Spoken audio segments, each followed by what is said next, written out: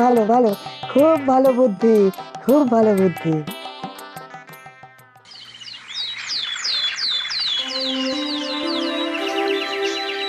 এ কি, আজকে গোপাল এখনো এলো না কেন?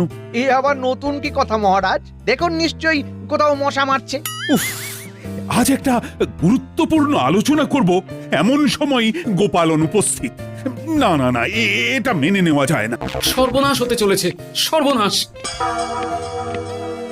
এ কি গোপাল, তোমার কি অবস্থা? আর কপালে কি ছাই লাগিয়ে এসেছো? হতে চলেছে মহামারী, মশকায় ধূপ। আমি এক তপস্বীর সাথে দেখা করতে গেছিলাম, যিনি 150 বছর উত্তরের পর্বতের গুহায় তপস্যা করেছেন।